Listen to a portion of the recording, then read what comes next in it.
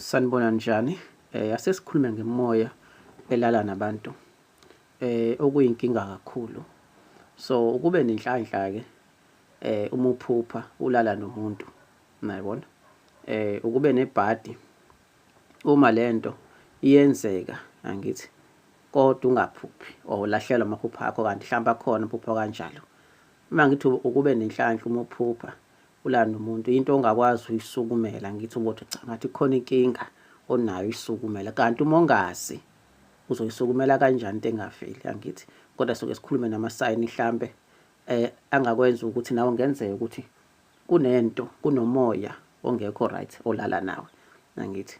So lo moya ukuphazamisa ubufazane bakho, ukuphazamisa ubudoda bakho kanjani na? Kuyenzeka omunye kube nzima ukuthola izingane, yayibona lonto. Kuyenzeka omunye noma enamuntu ohlekisana naye lungalast uthando. Kuyenzeka komuntu ukuthi ushadile, angithi, kodwa hlezi kumunca endlini, yayibona. Khona ezingahambi kahle nje, yayibona, kwezothando kuwena. Ezinye zingahamba kahle izinto, angithi, kodwa kwezothando kakhulu ila ijwayele ukugqama khona kakhulu, angithi.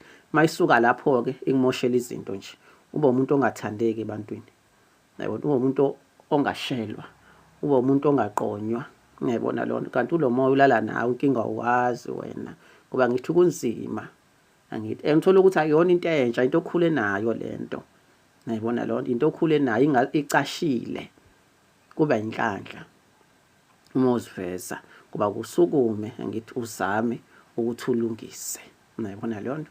So sike sibheke nje amasayini ambalwa mhlambe ungaphuphi, yayibona lonto, or ungabi nezibonakaliso, angithi, salomoya lo okulale nawe, angithi, uphazamisa ubudoda bakho nobufazane bakho. Ukuvuka ukhathele nje, yayibona lonto, ungazi ukhathazwe yini, yayibona, ukuwumuntu oswela amandla, yayibona lonto. Every time ufuna ukwenza into nje umuntu ocobekile, yabo, sometimes nasekhanda ingqondo, yayibona, iyacobeka, ikhathale, yayibona lonto. Ukuzibona ungathandeki phakathi kwabantu, yayibona lonto. Engathi unezichitho, engathi ungcolile, engathi awufuna, uyahletshwa, bakuqambela abangabantu, yayibona, ngoba lo moya uza nezichitho, angithi, suke ungakufuni, angithi, ukuthi uzwane nabantu, angithi, ojwayelane nabantu, angithi. That's why nothando uba nenkinga, usuke ukufuna uwedwa khona uzokwazi ukuthi, angithi, ulale kahle na, umeaning uphenduka intombi yawo, or meaning uphenduka indoda yawo, yayibona lonto. So ilo masayini kakhulu nje, yayibona, nento ozenzayo mhlawumbe empilweni zidonsa kanzima mhlawumbe before into ilunge. Ezinye azilungi, uma sezilungile ziyagqilaza futhi mase khona zize kwesinye isitebhiso, yayibona lonto.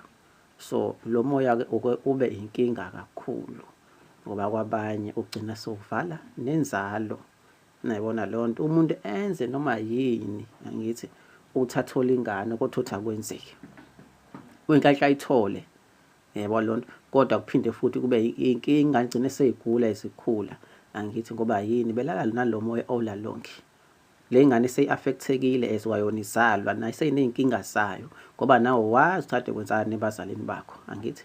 Mhlawumbe abantu sovele sokhona lo moya lo, angithi, ulala nabo, yabona, wadlulela kuwena, angithi, wangena egazini ngaphakathi kuwena, angithi, ngoba ukhona, angithi, yayibona lonto.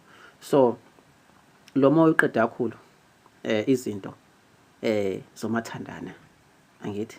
That's why umuntu ethi enganankinga, yabo lonto, izinto zakhe mhlambe zimhambela kangcono, or iphanda, angithi, okuhamba kahle, kodwa kube khona ezinye inkinga ezingasolveki kwasona. Athi uzama lokhu nalokhu nalokhu nalokhu, kanti lo moya ucashile. Kube ngcono uma uziveza, ngoba at least ikhona isayini, angithi. Nokuthi-ke ave kuyinto elula-ke le ukuthi kudilwe nayo, especially uma ukhule nayo ungazi wena, yabona. Kube into enzima ngoba seyiphile nayo, seyiwena, seyindoda yakho or seyintombi yakho, not just emzimbeni, engqondweni nasegazini, yabona. So akuyona into elula ovele kwenziwe nje so uyasuka. No, kuyabekezelelwa, uyabekezela kakhulu uma udila nokuthi udile nale moya le elala nabantu, yebo lonto, ngoba enye into nezichitho iyazivala izinto zakho, especially when kuza kwezothando. Ngiyabonga kakhulu.